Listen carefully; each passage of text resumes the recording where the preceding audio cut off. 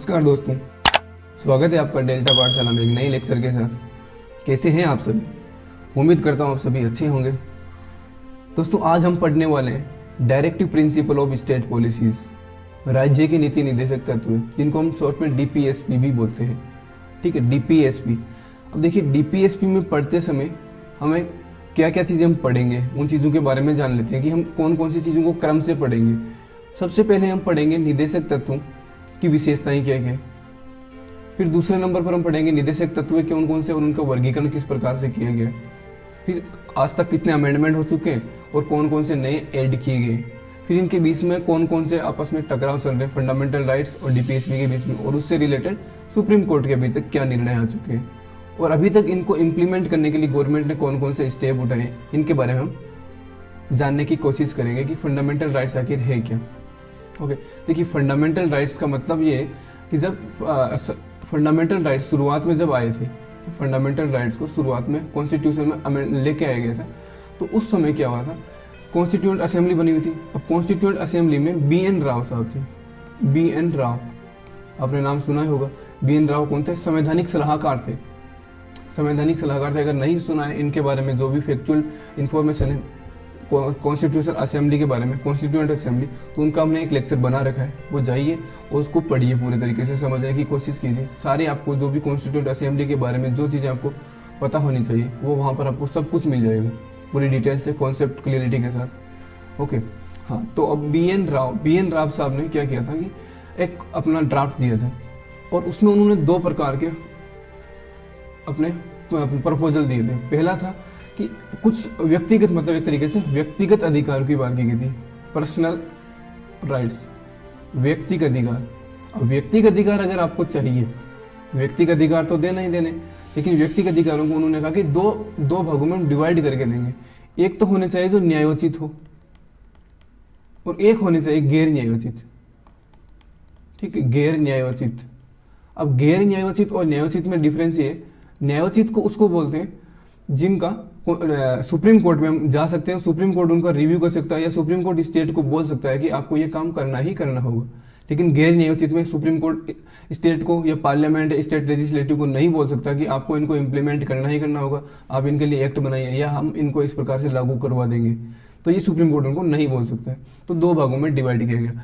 अब न्यायोचित में रखा गया था फंडामेंटल राइट्स को, ओके, और जो गैर न्यायोचित है उसमें रखा गया था डीपीएसपी।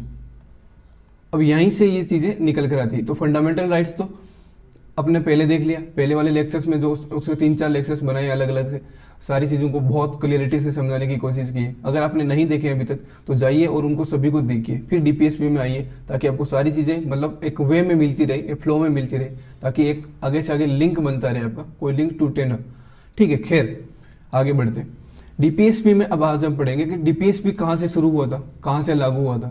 तो सबसे पहले देखिए, डीपीएसपी स्पेन का जो कंट्री है, आपने नाम सुना होगा स्पेन का। सबसे पहले स्पेन ने डीपीएसपी को अपनाया था, सबसे पहले अगर देखा जाए, सबसे पहले ओरिजिनली। फिर स्पेन से आया था ये आयरलैंड में, आयरलैंड के कॉन्स्टिट्यूशन में लिया गया था स्पेन से। और इंडिया में कहाँ से लिया गया? इंडिया में लिया गया था आयरलैंड से। ठीक है, आपको याद रखना, अगर आपको पूछा जाए कि इंडिया में कहां से लिया गया, तब तो वो आयरलैंड से लिया गया। लेकिन पूछा जाए कि मूलतः वो जो फंडामेंट जो डीपीएसपी है, directive principle of state policies, वो कहां पर बने थे सबसे पहले ओरिजिनली, तो वो स्पेन में बने थे। स्पेन से आयरलैंड में आए थे और आयरलैंड के कॉन्स्टिट्यूशन से इंडिया ने एडॉप्ट किया था। ओके, 1935 में यहां पर बन गए थे। अब अपना एक 1935 का एक्ट आपने पढ़ा होगा, 1935 का एक्ट। 1935 का एक्ट में एक क्या था, इंस्ट्रूमेंट ऑफ इंस्ट्रक्शंस था। Instrument of instruction, instrument of instruction ये था कि उस समय के जो गवर्नर जनरल थे या गवर्नर्स थे, उनको ब्रिटिश सरकार के द्वारा इंस्ट्रक्शंस दिए जाते थे कि आपको ये काम करने हैं, मतलब निर्देश दिए जाते थे कि आपको ये काम करने हैं, इस प्रकार से काम करने हैं। कोई भी पॉलिसीज वगैरह बन रही है तो इन जो भी रूल्स है इनको भी आप उसमें एडॉप्ट करते जाओगे। कोई पॉलिसीज वगैरह बनाओ, अगर मान लिया आप एजुकेशन से रिलेटेड पॉलिसीज बना रहे हो तो एजुकेशन में आपको इंग्लिश लैंग्वेज कंपलसरी करनी है ताकि ब्रिटिश गवर्नमेंट को उसमें बेनिफिट हो सके। तो ये इंस्ट्रक्शंस दे दिया मान लो, तो उनको कोई भी अगर पॉलिसीज बन रही है एजुकेशन से रिलेटेड तो वहां पर उनको ये चीज़ शामिल करनी होती थी किसी ना किसी रूप में, डायरेक्ट इनडायरेक्ट रूप में, ताकि इंग्लिश लैंग्वेज को प्रमोट किया जा सके इन इंडिया। ओके, तो ये 1935 के एक्ट में भी इंडिया में लागू कर दिया गया था एक तरीके से। तो वहीं से भी एक इंस्ट्रूमेंट ऑफ इंस्ट्रक्शन है, तो इनको वहीं से भी एडॉप्ट किया गया था 1935 के एक्ट में। एक्ट से इंडियन कॉन्स्टिट्यूशन में एडॉप्ट किया गया था। ओके, यहाँ तक क्लियर होगा। अब भीमराव अंबेडकर ने क्या कहा था कि इन तत्वों को बताया कि ये विशेषता है एक तरीके से कॉन्स्टिट्यूशन की। हालांकि पहले वाले में क्या कहा था, फंडामेंटल राइट्स में अगर आपको याद हो, कहा कि था कि कॉन्स्टिट्यूशन की आत्मा है, कॉन्स्टिट्यूशन की आत्मा और हृदय, soul and heart of the constitution. Okay, तो यहाँ पर अब यहाँ पर ग्रेनविल नाम का एक थिंकर होता है, पॉलिटिकल थिंकर होता है, ग्रेनविल ऑस्टिन, वो इनको बोलते हैं कि संविधान की मूल आत्मा है। अब यहाँ पर आपको कंफ्यूजन नहीं करना है। ग्रेनविल ऑस्टिन बोलते हैं कि जो फंडामेंट डीपीएसपी है वो क्या है, संविधान की आत्मा है। लेकिन वहीं पर भीमराव अंबेडकर साहब कहते हैं कि फंडामेंटल राइट्स का आर्टिकल 32 है, आर्टिकल 32 वो है संविधान की आत्मा और हृदय। ओके, यहाँ तक क्लियर होगा आपको। अब अपन देखते हैं आगे कि इनकी विशेषताएं क्या क्या, कौन कौन सी विशेषताएं हैं जिनके बारे में हम आज पढ़ने वाले हैं। देखिए 4 विशेषताएं आपके सामने लिखी हुई है। इन चारों विशेषताओं को आपको देखना है कि चारों विशेषताओं में क्या क्या लिखा गया। ओके, आपने ये उतार लिया होगा, अब तक मैं उनको मिटा रहा हूँ। तो ये जो विशेषता है डीपीएसपी की, पहली विशेषता देखिए, नीतियों एवं कानूनों के समय राज्य इनका ध्यान रखेगा। मतलब आर्टिकल 36 में, जैसे आर्टिकल 36 से डीपीएसपी में शुरू होते हैं, तो 36 में स्टेट की डेफिनेशन दे रखी है, और स्टेट की डेफिनेशन में वही डेफिनेशन है जो आर्टिकल 12 में लिखी गई है, जो फंडामेंटल राइट्स में अपन ने देखी थी कि क्या लिखा गया। तो अगर नहीं पढ़ा है तो वहां जाके आप पढ़ सकते हो अच्छे से। अब आर्टिकल 12 में जो स्टेट की डेफिनेशन दे रखी है वो एज इट इज डेफिनेशन ये होगी। इसका मतलब उसमें जो स्टेट को डिफाइन किया गया कि कौन कौन से स्टेट को पार्ट होंगे, अगर वो कोई भी पॉलिसीज वगैरह बना रहे या कोई भी एक्ट बना रहे तो उनको ध्यान में रखना होगा कि ये डीपीएसपी में जो डीपीएसपी में दे रखे हैं उन डीपीएसपी को कहीं ना कहीं वो इंक्लूड करते रहे, क्योंकि डीपीएसपी क्या है, कल्याणकारी राज्य की बात करता है। तो उनको ध्यान में रखना होगा कि आप कोई भी अगर पॉलिसीज वगैरह बना रहे हो तो पूरे स्टेट को ये ध्यान रखना होगा कि उनको शामिल करें, उसको शामिल करें। कोई भी पॉलिसीज अगर मान लीजिए बाल श्रम से संबंधित कोई पॉलिसीज आ रही है तो बाल श्रम के लिए बच्चों को क्या करना चाहिए, बच्चों को पढ़ाई कितनी होनी चाहिए, कब तक वो पढ़ाई कर सकते हैं, आगे हम आर्टिकल्स देखेंगे सारे इनमें जो भी डीपीएसपी में दे रखे। तो उनके लिए आपको उस हिसाब से पॉलिसीज वगैरह बनानी है ताकि उनको इम्प्लीमेंट करना भी आसान हो और बच्चों को बेनिफिट हो। महिलाओं के लिए वगैरह बनानी हो तो महिलाओं को भी बेनिफिट हो। ओके, अब हम देखेंगे दूसरा है विधायिका एवं कार्यपालिका के लिए अनुदेश है। अनुदेश मतलब निर्देश एक तरीके से, डायरेक्टिव से, कि अगर लेजिस्लेटिव कोई एक्ट बना रही है या एग्जीक्यूटिव कोई ऑर्डर पारित कर रही है तो उनको ये ध्यान में रखना होगा कि अगर आप काम कर रहे हो तो इन पॉलिसीज को आप ध्यान में रखोगे। ये नहीं कि आप अपने हिसाब से कुछ भी बना दिया, आर्बिट्रेरी रूप से आप नहीं बना सकते हो, मनमानी रूप से आप कोई भी एक्ट नहीं बनाओगे, राज्य के लोगों का ध्यान में रखते हो आप काम करोगे। आर्थिक एवं सामाजिक लोकतंत्र की स्थापना, आर्थिक और सामाजिक लोकतंत्र की स्थापना का मतलब ये है कि यहाँ पर इसमें बात कही गई कि आप आर्थिक रूप से और सामाजिक रूप से लोगों को समान करने की कोशिश करोगे। जो असमानता है उनको खत्म करने का आपको काम करना है। अब असमानता को खत्म करना है तो असमानता को खत्म करने के लिए कोई भी आप, जैसे महिला पुरुष में असमानता है, मान लीजिए महिला और पुरुषों को कोई सेम काम करना है, समान काम के लिए समान वेतन अगर नहीं दिया जा रहा है तो ये क्या असमानता है, आर्थिक रूप से असमानता भी हो गई। और समाज में भी आप उनको दोहिम दर्जे का नागरिक मान रहे हो या दोहिम दर्जे का मनुष्य मान रहे हो, यहाँ तक कि महिला और पुरुष में अगर आप भेद कर रहे हो, क्योंकि इंसान तो इंसान है। तो उस असमानता को कम करना, ठीक है, तो वही इसकी बात होगी, लोकतंत्र की बात होगी। गैर न्यायोचित का मतलब ये है कि आप इनको सुप्रीम कोर्ट में नहीं लेके जा सकते कि ये हमारे डीपीएसपी में राइट्स दे रखे, क्योंकि हमने शुरू में पढ़ा था कि बीएन राव ने 2 प्रकार के राइट्स की बात की थी। लेकिन अब ये तो गैर न्यायोचित है, तो आप सुप्रीम कोर्ट में आर्टिकल 32 के तहत या हाई कोर्ट में आर्टिकल 226 के तहत आप नहीं जा सकते कि हमारे जो राइट्स हैं डीपीएसपी में दे रखे वो आप हमें दिलाइए। आप ऐसा तो नहीं कर सकते, आप उनको नहीं बोल सकते। हाँ, सुप्रीम कोर्ट ये कर सकता है इतना सा कि मान लीजिए कभी स्टेट कुछ पॉलिसीज लेके आया, स्टेट कोई पॉलिसी लेके आता है या कोई एक्ट बनाता है ऐसे, ठीक है, स्टेट कोई पॉलिसी बना रहा है या एक्ट लेके आ रहा है, तो उस एक्ट में या पॉलिसी में, वो कुछ ऐसा प्रावधान करें जो फंडामेंटल राइट्स को कहीं ना कहीं तरीके से निम्न श्रेणी का रखे और डीपीएसपी को तवज्जो दे। अब तो इसमें आर्टिकल जैसे मान लीजिए जो गरीब तबके के लोग हैं, SC ST के लोग हैं, दलित लोग हैं, उनको ऊपर उठाने के लिए, मुख्य धारा में लाने के लिए गवर्नमेंट कुछ पॉलिसीज लेके आए, या महिलाओं के लिए एक रिजर्व डब्बा रिजर्व कर दिया, जैसे मेट्रो में रिजर्व होता है या कुछ बसेज में कुछ सीटें रिजर्व होती।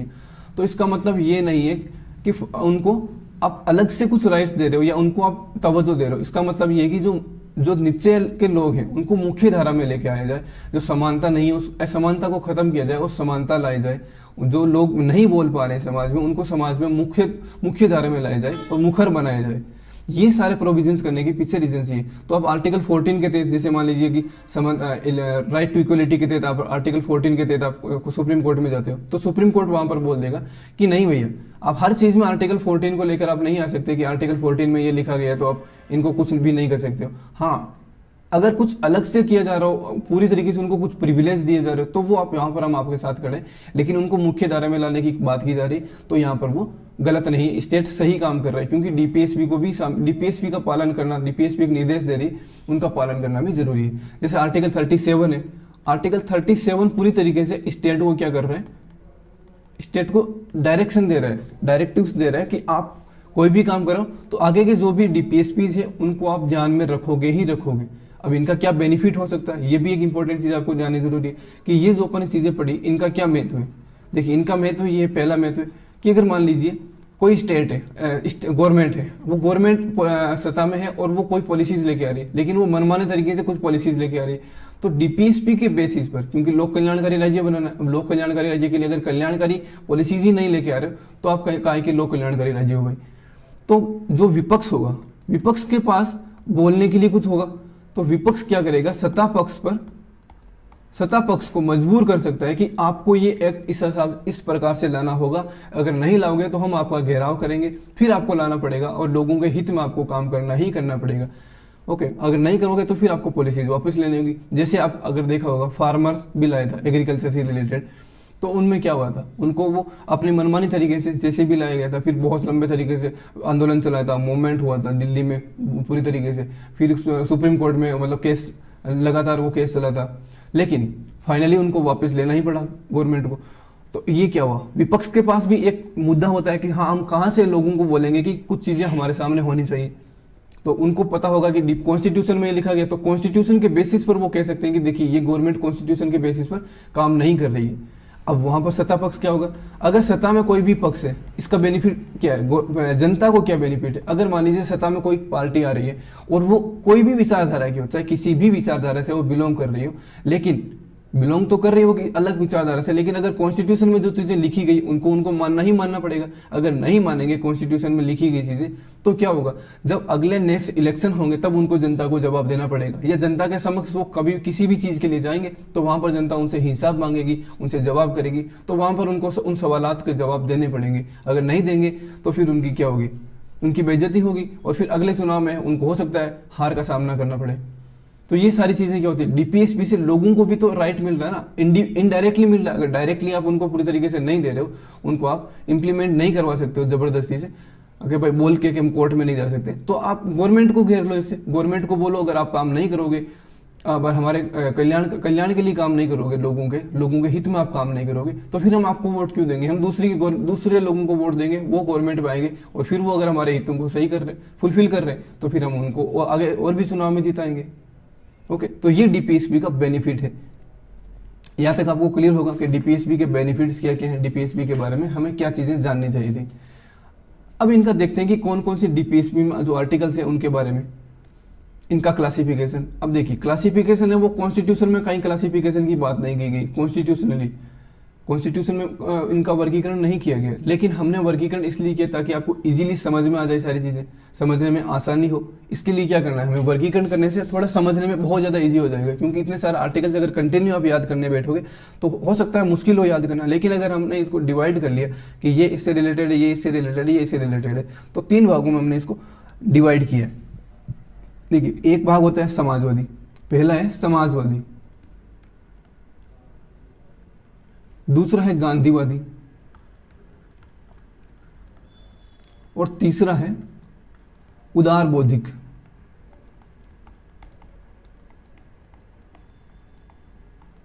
उदार बौद्धिक डीपीएसपी।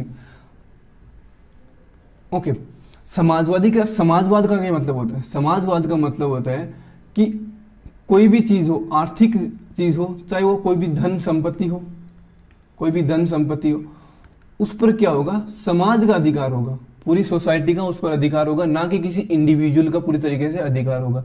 समाज के लोगों को पूरी तरीके से वो अपने हिसाब से वितरण कर लेंगे, सब में समान रूप से वितरण होगा, ठीक है, और समाज समान रूप से उन पर उनका अधिकार होगा, वो उनका राइट होगा। ओके, ये समाजवाद की परिभाषा होता है। तो इसी से रिलेटेड समाजवाद में इसी से रिलेटेड जो डीपीएसपी है उनको हमने क्या किया, समाजवाद में शामिल कर लिया। गांधीवाद में क्या है, गांधीवादी विचारधारा में कि गांधी जी क्या सोचते थे, किस प्रकार से गांधी जी की जो विचार थे, उनके विचार से जो चीजें मिल रही है उनको गांधीवादी में रख दिए, और बाकी के जो उदारवादी के मतलब एक तरीके से लिबरल थॉट्स हैं, इंटेलेक्चुअल थॉट्स हैं, उनको क्या कर दिया, उदार बौद्धिक में रख दिया। अब देखिए, हम सबसे पहले आपको गांधी जी के बारे में बताते हैं। गांधीवादी में क्या, गांधी जी क्या क्या सोचते थे, अब सोच के देखिए। गांधी जी पहली बात क्या सोचते थे, वो जो भी SC ST के लोग थे उनके लिए उन्होंने हरिजन मूवमेंट चलाया था, क्योंकि उन्होंने जो अस्पृश्यता थी, अनटचेबिलिटी थी, उसको खत्म करने की बात कर रहे थे। अगर अनटचेबिलिटी को खत्म करने की बात गांधी जी कर रहे थे, तो इससे रिलेटेड जो भी आर्टिकल्स होगा हम क्या करेंगे, हम बोल देंगे कि ये गांधीवादी विचारधारा में आ जाएगा, ताकि याद करने में आसानी हो। दूसरा, गांधी जी क्या मानते थे कि शराब की जो भी दुकानें हैं, जो भी वाइन्स की दुकानें, मदिरापान की दुकानें, उनको खत्म किया जाए। वो पूरी तरीके से, अगर आपने देखा होगा आंदोलन जब चल रहे थे, 7 अवे की आंदोलन हो, चाहे असहयोग आंदोलन, चाहे क्विट इंडिया मूवमेंट हो, सब में गांधी जी ने मतलब, और महिलाओं ने भी फिर शराब की दुकानों के सामने जाके धरने दिए थे। 1931 का जो गांधी इरविन पैक्ट हुआ था, उसमें भी ये बात सामने आई थी निकल कर, फिर कि महिलाएं धरना दे सकती है शराब की दुकानों के सामने। तो गांधी जी पूरी तरीके से इसके खिलाफ थे, शराब के खिलाफ थे। तो शराब से रिलेटेड जो शराब के प्रतिबंध लगाने, मद्यपान पर, उससे रिलेटेड जो विचार होगा, जो डीपीएसपी होगा, वो किस में आ जाएगा, गांधीवादी विचारधारा में आ जाएगा। फिर गांधी जी क्या चाहते थे, गांधी जी कोऑपरेटिव जो सोसाइटीज होती थी, कोऑपरेटिव सोसाइटीज, उनके लिए गांधी जी पूरी तरीके से काम करने की कोशिश, बोलते थे कि कोऑपरेटिव रूप से काम करना चाहिए, लोगों को मिलकर काम करना चाहिए, ना कि इंडिविजुअली कुछ आप काम कर रहे हो। गांधी जी इस चीज के पूरी तरीके से पैरोकार थे कि हम सब मिलकर एक अच्छा अपने संगठन बनाओ, फिर काम करो, ताकि कोई भी काम अगर कर रहे हो तो उसका रिजल्ट आपको देखने को मिले, और अच्छा रिजल्ट देखने को मिले। ओके, फिर अगला गांधी जी क्या मानते थे, गांधी जी कहते थे कि जो पावर है, आत्मा क्या है, जो भारत की आत्मा गाँव में बसती है, तो जो पावर है उसका डिसेंट्रलाइजेशन होना चाहिए, और लोकल लेवल पर, स्थानीय स्तर पर, लोकल लेवल पर पावर से उनको डिस्ट्रीब्यूट किया जाना चाहिए। अब लोकल लेवल पर डिस्ट्रीब्यूट किया जाना चाहिए, तो फिर क्या हो गया इसका मतलब, ग्राम पंचायतों की बात कर रहे होंगे कहीं ना कहीं, कि ग्राम पंचायतों में जो काम कर रहे हो वो काम होने चाहिए। फिर गांधी जी एक बात करते थे कि जो छोटे छोटे लघु उद्योग, कुटीर उद्योग की बात करते थे। गांधी जी कहते थे कि जो आप पैतृक काम कर रहे हो, अपनी पीढ़ी से पीढ़ी दर पीढ़ी जो काम कर रहे हो, वो ज़्यादा बेटर होगा कंपेरेटिव आप किताबें पढ़ रहे हो, किताबी ज्ञान ले रहे हो, क्योंकि उससे आपको केवल आप वो प्रोडक्टिविटी नहीं ला पाओगे जो आपको आप अपने पैतृक काम में ला सकते हो, नए इनोवेशंस कुछ कर सकते हो, वो चीज़ आपको अपना आप ही सीखने को मिल जाएगी बचपन से। तो ये आपके ज़्यादा बेटर होगा। छोटे छोटे उद्योग लगाने से लोगों को बहुत ज़्यादा रोजगार मिलेगा। बहुत बड़ी बड़ी इंडस्ट्रीज लगाओगे तो वहाँ पर हो सकता है बहुत सारे कॉन्सिक्वेंसेज आए, लेकिन ये ज़्यादा बेटर है, क्योंकि वो चरखे का भी बहुत ज़्यादा प्रचार करते थे। तो इससे रिलेटेड जो डीपीएसपी होगा वो इसमें शामिल हो जाएंगे। गायों बछड़ों की वो बात करते थे। ओके, तो अब देखिए इनमें कौन कौन से आर्टिकल्स है। अपने जो देखिए, पहला क्या कह रहे हैं, आर्टिकल 40, एक मिनट, हाँ, आर्टिकल 40 में क्या लिखा गया, ग्राम पंचायतों की बात कर रखी है। ग्राम पंचायतों को स्वशासन की इकाई के रूप में संगठित करने के लिए कदम उठाना। इसका मतलब ग्राम पंचायत से रिलेटेड गांधी जी बात करते थे, लोकल लेवल पर गवर्नमेंट जो पावर है उसको शेयर करने की, डिस्ट्रीब्यूट करने की, डिसेंट्रलाइज करने की बात करते थे। ओके, तो ये क्या हो गया, ग्राम पंचायतों की बात बोला। तो ये गांधीवादी में आ गया आर्टिकल 40। आर्टिकल 43 में क्या लिखा गया है? कुटीर उद्योगों की बात लिखी गई है। राज्य ग्रामीण क्षेत्रों में व्यक्तिगत और सहकारी आधार पर कुटीर उद्योग को बढ़ावा देने का प्रयास करेगा। तो कुटीर उद्योगों की बात गांधी जी कर रहे हैं। आर्टिकल 43B सहकारी समितियां, कोऑपरेटिव सोसाइटीज की बात आ गई। तो कोऑपरेटिव सोसाइटी से रिलेटेड आए तो वो कहां पर हो गया? गांधीवादी में हो गया। तो गांधी जी क्या बात करते थे? कोऑपरेटिव सोसाइटीज है उनके स्वैच्छिक संगठन की बात करते थे, स्वायत्त कामकाज हो, लोकतांत्रिक नियंत्रण हो, पेशेवर प्रबंधन, उनको बढ़ावा देने की बात करते थे। आर्टिकल 46 में है कि जो कमजोर वर्ग के लोग हैं, अनुसूचित जाति, अनुसूचित जनजाति या अन्य कमजोर वर्ग के लोग हैं, उनका शैक्षिक और आर्थिक हितों को बढ़ावा दिया जाए। मतलब उनको एजुकेशन रूप से और इकोनॉमिकली उनको हितों को बढ़ावा दिया जाए, उनको सुधार किया जाए, उनमें जो असमानता उनको कम किया जाए, जहां तक हो सके समानता को बढ़ावा दिया जाए। ये आ गई बात आर्टिकल 46 में। 47 में क्या आ गई? स्वास्थ्य में सुधार के लिए कदम उठाएगा राज्य और नशीले पेय पदार्थ है या स्वास्थ्य के लिए जो हानिकारक नशीले पदार्थ है उनके सेवन पर रोक लगाएगा। यह भी स्टेट काम करेगा। गायों, बछड़ों, अन्य दुधारू पशुओं को वध पर रोक लगाने हुए मवेशियों के पालन और नस्लों में सुधार करने के लिए काम करेंगे। तो ये जो आर्टिकल्स मैंने बताए उस हिसाब से याद कर लेना कि गांधी जी कौन कौन सी चीजें मानते थे। तो उस हिसाब से जो चीजें होगी वो गांधीवादी में शामिल हो जाएगी। ग्राम पंचायतों की बात करते थे गांधी जी, तो ग्राम पंचायतों वाली चीजें इसमें शामिल हो जाएगी। ओके, कोऑपरेटिव सोसाइटीज हो गया, अनुसूचित जाति के लिए, हरिजनों के लिए वो काम कर रहे थे तो अनुसूचित जाति वाले हो गया। राज्यों के लिए कुटीर उद्योगों की बात कर रहे हैं, राज्य क्या करेगा? कुटीर उद्योगों को बढ़ावा देगा, क्योंकि वो चरखा के लिए बढ़ावा देने की बात करते थे। गायों बछड़ों को नहीं मारा जाएगा, पशुओं को वध की वो खिलाफ थे बिल्कुल पूरी तरीके से। शराब नशे की दुकानों के वो बिल्कुल खिलाफ थे। तो ये आर्टिकल्स कहाँ जाएंगे? गांधीवादी में। तो आपको याद हो गए होंगे अब तक कि कौन कौन से आर्टिकल, मतलब डीपीएसपी में कौन कौन सी चीजें लिखी गई है। अब देखो कितना आसान है याद करना। अगर इस तरीके से समझोगे तो आसान हो जाएगा याद करना कि डीपीएसपी में समझना है तो डीपीएसपी को इस प्रकार से याद कर लो कि कौन कौन से डीपीएसपी में आएंगे। अगर आपको क्वेश्चन में पूछ लिया जाए कि कौन कौन से डायरेक्टिव प्रिंसिपल्स है, ये 4 ऑप्शंस दे दिए, कौन सा डायरेक्टिव प्रिंसिपल्स नहीं है, तो आपने 3 मान लो, आपको सारे पता है, तो 3 में से अगर एक भी गलत, 4 में से एक भी गलत हो तो आप उसको एलिमिनेट कर लोगे अपना भी। ओके, अब समाजवादी को अपन ने क्या देखा था कि समाज का उस पर अधिकार होगा पूरी तरीके, समाज मतलब पूरी तरीके से अपने अंडर में लेगी, ना कि किसी व्यक्तिगत अधिकार होगा किसी का। तो ये भी एक बढ़िया बात है। तो इसे किस प्रकार से अपन याद कर सकते हैं कि समाज में लोग आर्थिक रूप से समानता नहीं होनी चाहिए, सामाजिक रूप से भी समानता नहीं होनी चाहिए और राजनीतिक रूप से भी समानता नहीं होनी चाहिए, सबको बराबर न्याय मिलना चाहिए। तो पहला क्या लिखा गया? सामाजिक, आर्थिक और राजनीतिक न्याय मिलना चाहिए सबको, मतलब सबको बराबरी का दर्जा होना चाहिए। किसी भी प्रकार की असमानताएं हैं उनको कम किया जाना चाहिए। असमानता वगैरह मिली, अगर असमानता है तो उनको कम करने की कोशिश की जानी चाहिए। ये आर्टिकल 38 में। तो ये स्टेट क्या करेगा? इनको कम करने की कोशिश करेगा, लोगों के कल्याण को बढ़ावा देने का काम करेगा। फिर नेक्स्ट आर्टिकल 39 में क्या लिखा? सभी नागरिकों को आजीविका के पर्याप्त साधन का अधिकार होगा। कोई भी भौतिक संसाधन है या जो सामान्य जन की भलाई के लिए व्यवस्थित किया जाएगा। पुरुष और महिलाओं के लिए, देखिए यहाँ देखिए, पुरुष और महिला दोनों को कार्य के लिए समान वेतन, समान काम कर रहे हैं समान वेतन दिया जाएगा भाई। देखिए कितनी बढ़िया बात हो रही। तो क्या हो रहा है समाज में? अब शुरू में देखा था कि आर्थिक रूप से कोई भी असमानता है तो उसको खत्म करने की बात की जाएगी। महिला और पुरुष में अगर समान काम कर रहे हैं तो समान वेतन दिया जाना चाहिए। तो ये कहाँ पर आ जाएगा? समाजवादी में आ जाएगा। श्रमिकों की शक्ति और स्वास्थ्य की सुरक्षा, कोई भी अगर लेबर है वो काम कर रही है तो उनको भी उस प्रकार से उनको हेल्थ मिलना चाहिए, उनको कोई भी पावर मिलनी चाहिए। पावर किस बेसिस पर? मान लीजिए वो वहां पर काम कर रहे हैं, उद्योग धंधों में काम कर रहे हैं। देखिए यहाँ पर आर्टिकल्स में लिखा गया है। अगर आपको पूरे आर्टिकल्स पढ़ने तो आप यहाँ पर जाके पढ़ सकते हो, कोई वो बात नहीं है।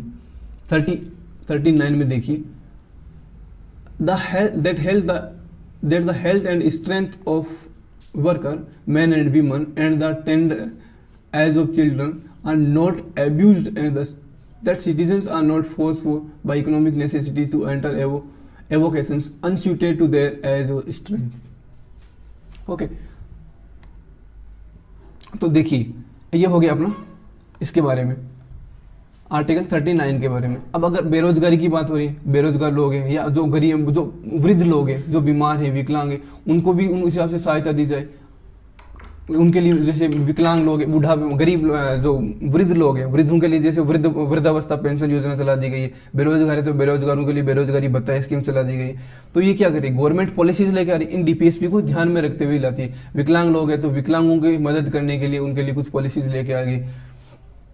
गवर्नमेंट ऐसे काम कर रही है। शिक्षा पाने के लिए, शिक्षा के लिए गवर्नमेंट क्या करती है? जो उनको जैसे 27% का अपन ने देखा था कि 27% का रिजर्वेशन दे रखा है कि कोई भी 25% का जो स्कूल से उनमें जो गरीब लोग हैं वो वहाँ पर जा सके, पढ़ सके। फिर उनका प्राइवेट स्कूल्स में भी ये लागू किया गया था कि आप वहाँ पर जाओ, फिर आपको गवर्नमेंट वहाँ पर पैसे दे देगी। अभी जैसे राजस्थान में गवर्नमेंट चला रही है कि कोई कोचिंग वगैरह अगर लेनी है आपको, तो वहाँ पर गवर्नमेंट एक एग्जाम उनको फॉर्म भरवाती है, उसके अकॉर्डिंग आप अगर एलिजिबल है तो फिर आपको गवर्नमेंट आपको फ्री में कोचिंग वगैरह प्रोवाइड करवा देगी। आप किसी भी कोचिंग में जाके एडमिशन ले सकते हो, उस फॉर्म को दिखा दीजिए जो आपको वेरीफाई किया गया है।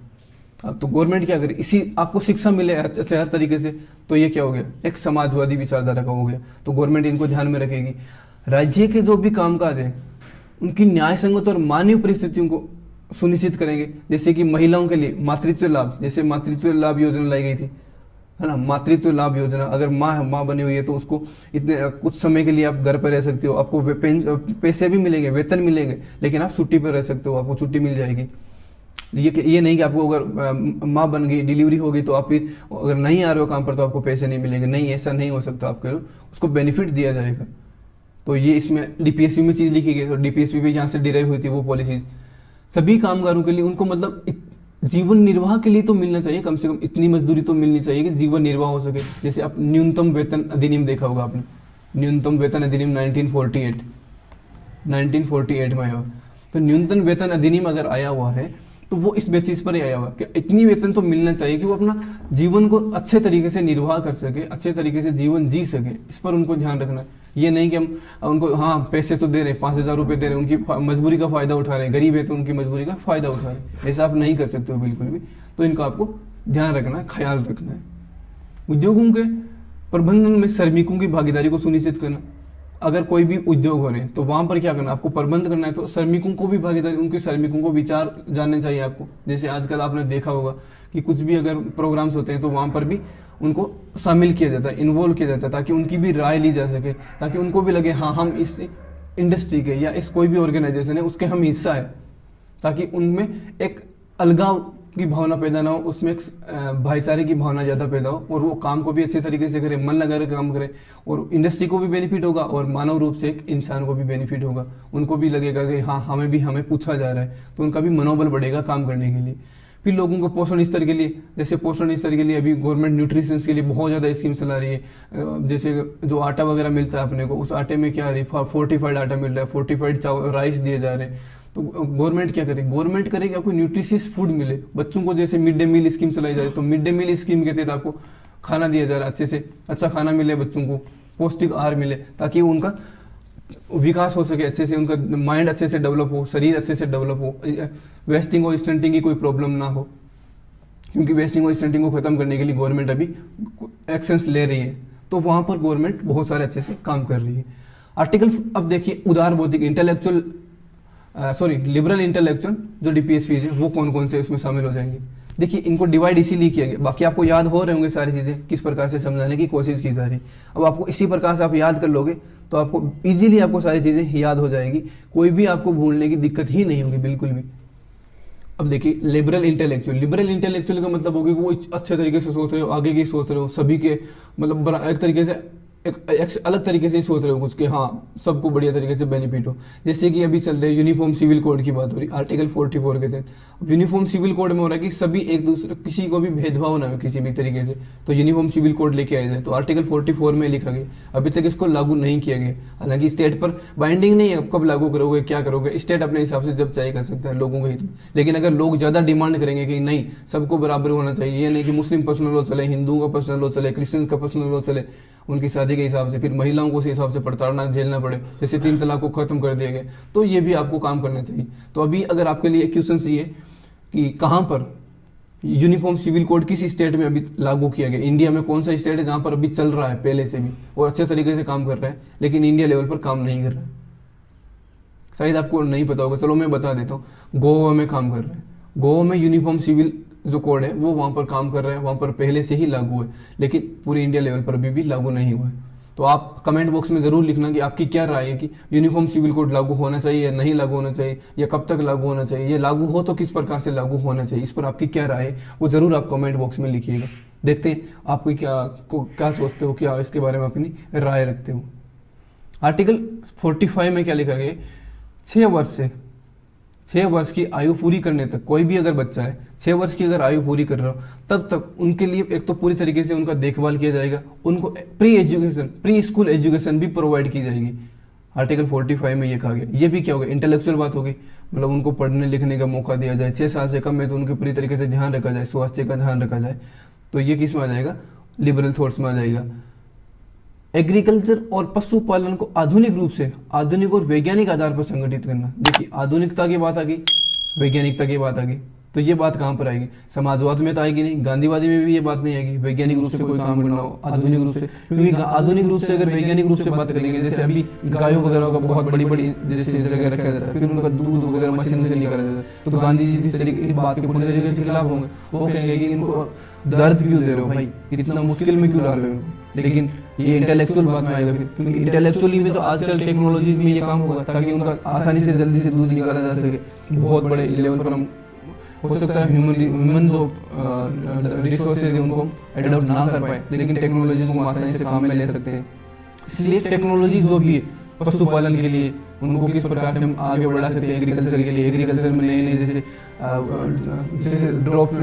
ड्रिप सिस्टम आ रहा है, पानी का कम से कम यूज हो, ट्रैक्टर का यूज करें, तो ट्रैक्टर की जो छोटे छोटे ट्रैक्टर आने चाहिए, अगर कम छोटी जमीन है तो वहाँ पर तो नई नई टेक्नोलॉजी, ड्रोन के माध्यम से छिड़काव किया जा रहा है, तो अभी ड्रोन का सिस्टम चल रहा है, और भी बहुत सारे नई नई टेक्नोलॉजीज यूज की जा रही है, तो उनको आप यूज करने की बात कर रहे हो, तो वो इंटेलेक्चुअल, लिबरल इंटेलेक्चुअल डीपीएसपी में शामिल हो जाएगा। पर्यावरण की रक्षा करना, पर्यावरण की रक्षा करना, उनमें सुधार करना, ठीक है, वन्य जीवों का संरक्षण करना, ये क्या हो गया। अगर इनकी बात की जाए तो वो भी इंटेलेक्चुअल में उनको शामिल कर दिया गया, क्योंकि गांधीवादी में और समाजवादी में ये बात शामिल नहीं हो रही थी। जो भी राज्य की कलात्मक या ऐतिहासिक महत्व की जो स्मारक है, कोई भी हेरिटेज वगैरह है, उन हेरिटेज उनको क्या करना है, उनको प्रिजर्व करना, उनको कंजर्व करना है, उनको ताकि लोग आए, बाहर से आए, वो देखें, और उसके क्या होगा, टूरिज्म बढ़ेगा, टूरिज्म बिल्डअप होगा तो लोगों को रोजगार भी मिलेगा और देश की शान भी बाहर बढ़ेगी। तो बाहर लोग देखेंगे अच्छा इस कंट्री में ये चीज़ है, हमारे कंट्री में भी ये चीज़ें होनी चाहिए, उनको प्रिजर्व करना चाहिए। आर्टिकल 50 है जो कि बहुत शानदार इंटरेस्टिंग आर्टिकल है। इसमें कहा गया है कि न्यायपालिका और कार्यपालिका इनके लिए अलग अलग होगा। सेपरेशन ऑफ पावर की बात करेंगे तो वो सेपरेशन ऑफ पावर यही से दे रहे होती है आर्टिकल 50 से। और 51 में अंतर्राष्ट्रीय शांति की बात कर रखी, अंतर्राष्ट्रीय शांति और सुरक्षा की बात कर रखी है।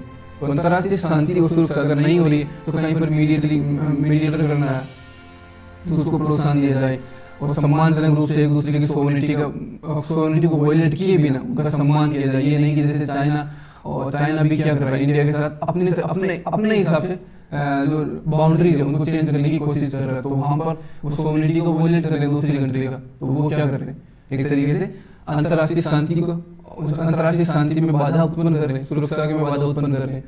तो ये सारी चीजें डीपीएसपी में लिखी गई। ये क्या एक तरीके से आदर्शात्मक बातें हो सकती है कि सारी चीजें फुलफिल ना हो, क्योंकि डीपीएसपी में आदर्शात्मक बातें हैं, तभी तो बोला गया है कि इनको इम्प्लीमेंट करना गवर्नमेंट के लिए या स्टेट के लिए बाध्यकारी नहीं होगा, ना ही न्यायोचित होगा, गैर न्यायोचित रखा गया। तो ये सारी चीजें दी गई थी डीपीएसपी में सारी जो प्रोविजंस कर रखे हैं।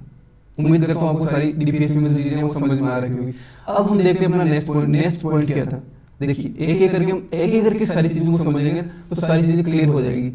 क्या क्या पढ़ लिया हमने, देख सकते तुम विशेषताएं देख ली, इनका वर्गीकरण देख लिया। अब इनमें अभी तक कौन कौन से संशोधन हुए और नए कौन से डीपीएसपी ऐड किए गए उनके बारे में देखते हैं। ओके, तो अब देखिए नए जो संविधान में संशोधन कर चुके हैं, अभी तक कौन कौन से अमेंडमेंट हो चुके हैं उनके बारे में। संशोधन अभी तक 4 बार हो चुके हैं। आपको देखिए सारी चीज़ें मैं इसलिए बता रहा हूँ, एग्जाम पॉइंट ऑफ व्यू से बहुत ज़्यादा इंपॉर्टेंट है कि एग्जाम में कौन सी चीज़ें पूछी जा सकती है और किस प्रकार से पूछते हैं, क्योंकि हम भी इस चीज़ से गुजर चुके हैं, सारी चीज़ें देखिए, तो आपको ये चीज़ें समझ में आनी जरूरी है। क्योंकि आपका अगर पढ़ रहे हो तो पढ़ने का मतलब यही है कि आपको क्रिस्टल क्लियर आपको चीज़ें मतलब उनका क्रश निकाल के आपको दे दिया जाए, ताकि आपको इधर उधर ना देखना पड़े, कहीं भी अपने दिमाग कम चलाना पड़े, कम समय आप ज़्यादा चीज़ें सीख पाओ और उनको सोल्व करके एग्जाम को क्रैक कर पाओ। तो अभी तक कितनी बार संशोधन हो चुके हैं, अभी तक आपको याद रखना है कि 4 बार संशोधन हो चुके हैं। एग्जाम में पूछा जा सकता है कि कितनी बार अभी तक अमेंडमेंट हो चुका है, तो 4 बार अमेंडमेंट हो चुका है। कब हुआ था, 1976 का 42nd constitution amendment, as it is आपको याद रखना है।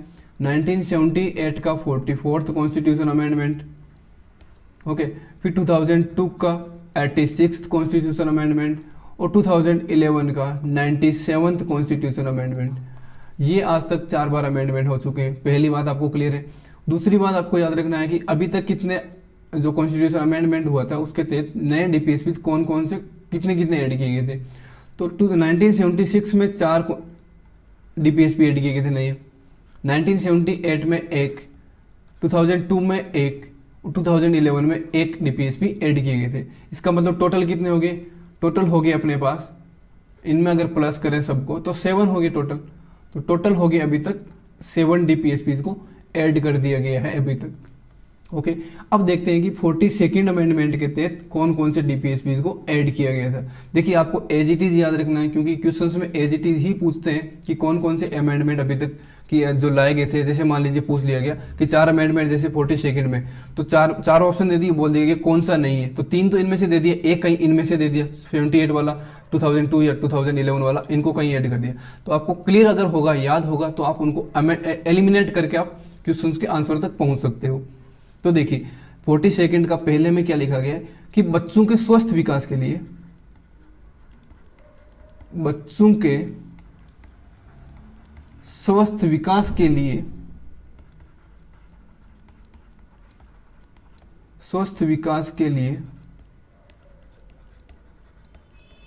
अवसरों को सुरक्षित करना, अवसरों को सुरक्षित करना, ये कब ऐड किया गया था? 1976 में, याद रखना। फिर दूसरा ऐड किया गया था जो गरीब लोग हैं, जो गरीब हैं उनको कानूनी रूप से मुफ्त कानूनी सहायता प्रोवाइड करवाना। याद रखना कि अगर पूछ लिया जाए कि मुफ्त कानूनी सुविधा की बात की गई है तो वो कब ऐड किया गया था? तो वो ऐड किया गया था 1976 में। मुफ्त कानूनी सुविधा की बात की गई थी कि जो गरीब लोग हैं उनको कानूनी सहायता मिलनी चाहिए। अगर वो एडवोकेट को अफोर्ड नहीं कर पा रहे तो गवर्नमेंट उनकी मदद करे कहीं ना कहीं, किसी न किसी तरीके से। फिर ऐड किया गया था कि जो श्रमिक लोग हैं, जो श्रमिक लोग हैं उनको जो भी ऑर्गेनाइजेशंस होते हैं, जो भी इंडस्ट्रीज वगैरह होती है, उनकी कोई भी अगर मीटिंग्स हो रही है उसमें उनको भी पार्टिसिपेशन करने का मौका मिले। ठीक है, वो भी पार्टिसिपेट करें वहाँ पर जाके। तो ये बात कब ऐड की गई थी?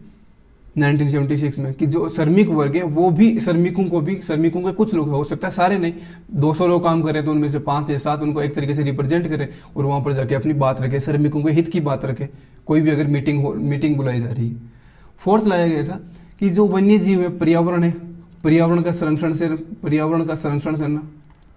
पर्यावरण का संरक्षण, वन्य जीवों की सुरक्षा, जो वाइल्ड लाइफ से उनकी सुरक्षा की जाए। तो ये 4 प्रोविजंस कब नहीं ऐड किए गए थे? कब किए गए थे? 76 में। आपको एज इट इज याद रखना है, किसी भी प्रकार की कोई भी त्रुटि आपके दिमाग में नहीं होनी चाहिए। क्लियर होगा? चारों को पॉज कीजिए और इनको लिख लीजिए कि हाँ कौन कौन से ऐड किए गए थे। अब 78 वाला, 78 में एक ही ऐड किया गया था और वो ऐड किया गया था कि आय, प्रतिष्ठा और जो सुविधाएं मिलती है लोगों को, लग्जरी लाइफ, बहुत ज़्यादा, तो मतलब जिनकी मतलब सुविधाओं कोई पा रही नहीं, अपने डॉगी वगैरह को लेके वो मतलब मर्सिडीज में घूम रहे हैं और एक तरफ बेचारा पैदल चल रहा है जिनके पाँव में चप्पल पहनने के लिए तक नहीं है। तो ये सुविधाओं का जो सुविधाएं हैं, इनकी जो असमानताएं हैं, इनमें थोड़ा सा राइटिंग खराब होने के लिए माफ़ कीजिएगा, जो असमानताएं हैं उनको क्या किया जाए? उनको कम किया जाए। देखिए पूरी तरीके से समाप्त करना तो किसी का भी मतलब एक तरीके से वो नहीं हो सकता। हाँ, मोटिव जरूर है इसका कि इसको समाप्त कर दिया जाए, इसको खत्म कर दिया जाए, लेकिन वो तो आदर्श बात है, इसलिए ये बात कही गई। लेकिन पूरी तरीके से खत्म करना कभी भी पॉसिबल नहीं होता है। हाँ, इनमें कम से कम गैप है उसको कम से कम करने की कोशिश की जाए, मिनिमाइज करने की कोशिश की जाए। ये 1978 में कही गई बात है, याद रखना। फिर 2002 में क्या आया था? 2002 में जो एक आया था वो ये था कि 6 वर्ष से कम उम्र की बच्चों को, 6 वर्ष से कम या 6 वर्ष तक के बच्चों को, 6 वर्ष तक के सभी बच्चों को, 6 वर्ष तक के सभी बच्चों को निःशुल्क और अनिवार्य शिक्षा प्रोवाइड करवाई जाए। ओके, निःशुल्क और अनिवार्य शिक्षा। अब देखिए यहां पर आपको कंफ्यूजन ये नहीं करना है कि यहां पर 6 साल की ही बात है, 6 वर्ष तक की बात, वहाँ पर डीपी फंडामेंटल राइट्स में 14 वर्ष की बात करते हैं, कि यहाँ पर 6 वर्ष की बात कर रखी। तो यह दोनों में डिफरेंस है दोनों का, तो ये आपको क्लियर होना चाहिए। जहाँ पर डिफरेंसेज है, जहाँ पर एक जो अंतर होता है ना, उन चीज़ों को आपको याद रखना बड़ा जरूरी होता है, क्योंकि वहीं से आपको क्वेश्चंस पूछे जाते हैं और वहीं पर आप कंफ्यूजन हो जाते हैं कि 6 वर्ष लिखा गया था, 14 वर्ष लिखा गया था, 2002 में लिखा गया था, 2011 में लिखा गया था यहाँ पर। इसीलिए मैं आपको सारी चीज़ें लिखने के लिए बोल रहा हूँ और बार बार रिवाइज करने के लिए बोल रहा हूँ। देखिए, रिवीजन का कोई तोड़ नहीं है, अब जितना ज़्यादा रिवीजन करोगे उतना ही आपके दिमाग में क्लियरिटी आती जाएगी और वो चीज़ें छपती जाएगी और एग्जाम में आपको कुछ ना कुछ एज देगी एक तरीके से आपको, कि आपको आगे बढ़ने का मौका देगी। 2011 में 97th कॉन्स्टिट्यूशन अमेंडमेंट में कोऑपरेटिव सोसाइटीज़ के गठन की बात की गई। जो कोऑपरेटिव सोसाइटीज़ है उनके गठन के लिए, उनके मैनेजमेंट के लिए स्टेट कदम उठाएगी ताकि लोग मिलकर काम कर सके, ना कि अकेले इंडिविजुअली कुछ काम करने को आगे बढ़ावा देते रहे। ओके, तो ये अभी तक जो अमेंडमेंट हो चुके हैं उनके बारे में हमने बात कर ली, कौन कौन से अमेंडमेंट और अमेंडमेंट के तहत कौन कौन से नए तत्व ऐड किए गए थे।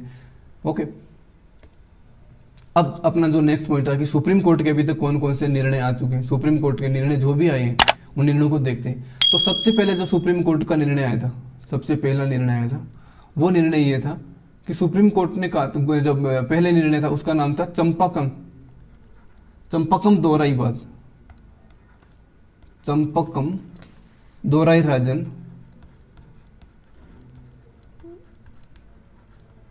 चंपकम दोराईराजनवाद 1951। इसमें सुप्रीम कोर्ट ने कहा था कि आप जो देखिए यहाँ पर फंडामेंटल राइट्स और उन दोनों के टकराव की भी बात करनी है, क्योंकि फंडामेंटल राइट्स और डीपीएसपी में क्या उनमें दोनों में मनमुटाव एक तरीके से टकराव होता रहता है। क्यों टकराव हो रहा है, कंट्रोवर्सीज होती रहती है, तो उनके साथ दोनों की बात करने के लिए इसीलिए यहाँ पर बात आई है कि फंडामेंटल राइट्स से आप उनमें क्या कर सकते हो, अमेंडमेंट कर सकते हो। अमेंड करने की पावर दे दी गई थी, पार्लियामेंट को बोला गया कि आप अमेंडमेंट कर सकते हो। हाँ, फिर इसके बाद का जो अगला केस आता है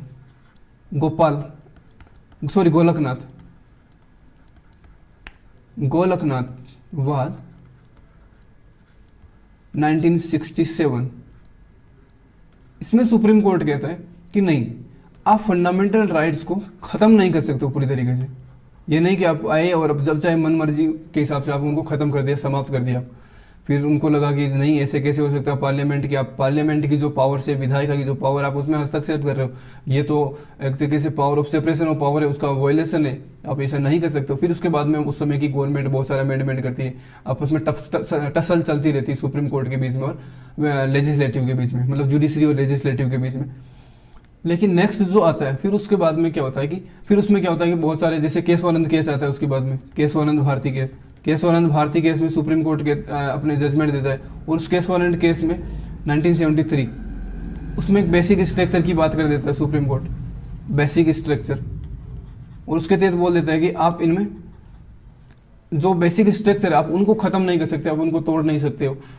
और उसी में तहत फंडामेंटल राइट्स भी उसमें शामिल किए गए थे कि आप इनको खत्म नहीं कर सकते हो। हाँ, इनमें कुछ थोड़ा बहुत अमेंड कर सकते हो, लेकिन मूल जो भावना है उसको नहीं मार सकते आप, ये आप नहीं कर सकते हो। ये केशवानंद भारती में फिर इसमें जो बीच में अमेंड किए गए थे उनको भी यहाँ पर किसी को वैध ठहराया था, किसी को नल एंड वॉइड कर दिया, स्क्रैप कर दिया था। ये सुप्रीम कोर्ट का मतलब चल रहा था, क्योंकि यहाँ पर ये था कि डीपीएसपी को सर्वोपरि माना जाए या फंडामेंटल राइट्स को सर्वोपरि माना जाए। अगर कोई पॉलिसीज लेके आ रहे हो, क्योंकि डीपीएसपी को आप इंप्लीमेंट तो नहीं करवा सकते हो, लेकिन हो सकता है कि लोगों के कल्याण के लिए ज़्यादा बातें कही गई आदर्शात्मक रूप से, तो इनको इंप्लीमेंट करना भी ज़्यादा जरूरी है। फिर फाइनली आता है मिनर्वा मिल्स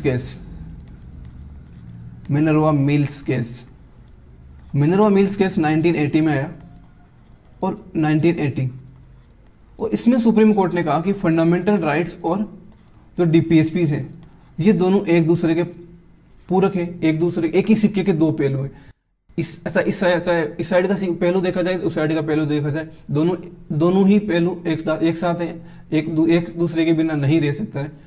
अगर फंडामेंटल राइट्स है तो वो डीपीएसपी के बिना पूरे तरीके से काम नहीं करेंगे, डीपीएसपी वो फंडामेंटल राइट्स के बिना पूरी तरीके से काम नहीं कर पाएंगे। तो दोनों एक साथ काम करेंगे, एक दूसरे के पूरक है, एक तरीके से कोई भी सुपीरियर कोई भी इन्फीरियर नहीं है, दोनों बराबर है, दोनों के बीच में बराबर की भावना रखी जाएगी।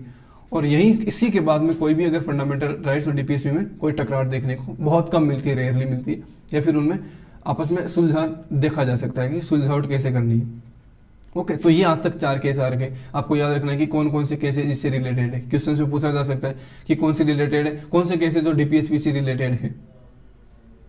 अब अपना जो लास्ट क्वेश्चन था कि अभी तक इनका क्रियान्वयन किया गया या गवर्नमेंट ने कभी इंप्लीमेंट ही नहीं किया है। बस इनको आदर्शात्मक रूप से जो बातें कही गई बस उनको आदर्शात्मक रूप तक ही रखने की बात कही गई।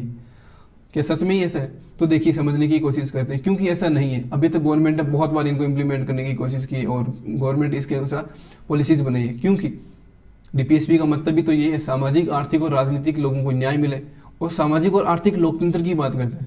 देखिए एक बार डीपीएसपी बात करता है आर्थिक और सामाजिक लोकतंत्र की, वहीं पर जो फंडामेंटल राइट्स है वो बात करते हैं राजनीतिक लोकतंत्र की, पॉलिटिकल डेमोक्रेसी की।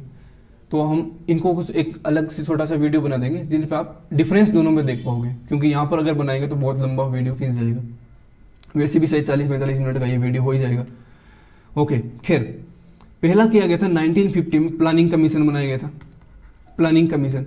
अब प्लानिंग कमीशन का काम क्या था कि प्लान किया जाए कि जो भी रिसोर्सेज है उनको लोगों तक मैक्सिमम रूप से किस प्रकार से पहुंचाई जाए, लोगों को अधिक से अधिक लोगों के कल्याण के लिए कैसे काम किया जाए। तो फिर उसकी वजह से 5 ईयर प्लान आता है, और 5 ईयर प्लान में बताया जाता है कि किस प्रकार से उनको डिस्ट्रीब्यूट करना है, जो भी रिसोर्सेज है वो लोगों तक, लोगों की मदद कैसे करनी है, देश को आगे कैसे बढ़ाना है इसके लिए। फिर सेकंड किया गया जैसे भू सुधार के लिए, भूमि सुधार के लिए काम किए गए थे, और भूमि सुधार में जैसे वो बिचौली थे, जो जमींदार थे, उनको खत्म कर दिया गया था, और जो लोगों के पास जमीन नहीं थी उनको कहीं ना कहीं कुछ हद तक जमीन देने की कोशिश भी की गई थी गवर्नमेंट के द्वारा। फिर जैसे न्यूनतम मजदूरी अधिनियम में, न्यूनतम मजदूरी तो कम से कम मिलनी चाहिए, आपने देखा था डीपीएसपी में ऐसी चीज है, तो न्यूनतम वेजेस मिलने चाहिए लोगों को जीवन जीने के लिए। तो उनके लिए 1948 में ही एक्ट आ गया था। कारखाना अधिनियम आया था 1948 में कि लोगों को कम से कम इतना तो हो कि बच्चों को काम नहीं लेना है, महिलाओं को कितनी छूट मिलनी चाहिए। तो कारखाना अधिनियम आ गया था उसी समय कि कारखाने में किस प्रकार की जो सुविधाएं होगी वो होनी चाहिए कम से कम। जैसे अगर आग लग गई तो उसके लिए वो आग बुझाने का साधन होना चाहिए कम से कम, ये सारी चीज़ें। फिर सामुदायिक रूप पर अगर कोई काम कर रहे हो तो सामुदायिक डेवलपमेंट की बात की गई थी। सामुदायिक डेवलपमेंट प्रोग्राम एक बार लाया गया था, कम्युनिटी डेवलपमेंट प्रोग्राम 1952 में लाया गया था। पर्यावरण संरक्षण के लिए लाया गया था। और जैसे फॉरेस्ट एक्ट आया है, फॉरेस्ट राइट एक्ट जंगल में रहने वाले जो लोग हैं उनको दिया गया था, अधिकार दिया गया था। और वन्य जीव अधिनियम, ठीक है, वाइल्ड लाइफ प्रोटेक्शन एक्ट 1972 में लाया गया था उनके बचाने के लिए। फिर फॉरेस्ट पॉलिसी लाई गई थी 1988 में। ये क्या है? ये सारी चीज़ें इनको इम्प्लीमेंट करने के लिए ही है। गवर्नमेंट देखिए, गवर्नमेंट बहुत शानदार काम कर रही है, अभी की भी गवर्नमेंट कर रही है, पहले की जो गवर्नमेंट थी वो सारी गवर्नमेंट कहीं ना कहीं इम्प्लीमेंट करने की, लोगों के कल्याण करने की बातें कर ही रही है। ओके, तो अब देखिए यहाँ तक आपको सारी चीज़ें क्लियर होगी। फंडामेंटल डीपीएसपीज को अपने पूरी तरीके से समझने की कोशिश की। अगर आपको फंडामेंटल राइट्स नहीं पढ़ा आपने तो पहले के जो लेक्चर्स हैं उनको देखिए। फंडामेंटल राइट्स आपको सारे स्टेप बाय स्टेप मिल जाएंगे, पूरी तरीके से क्लियरिटी के साथ मिलेंगे। प्रीएम्बल्स वगैरह जो भी इससे पहले के जो चैप्टर हैं वो आप देख सकते हो, प्ले लिस्ट में जाइए, आपको एक एक चैप्टर मिल जाएगा, अच्छे से मिल जाएगा। तो मिलते हैं नेक्स्ट वीडियो में। Thank you very much.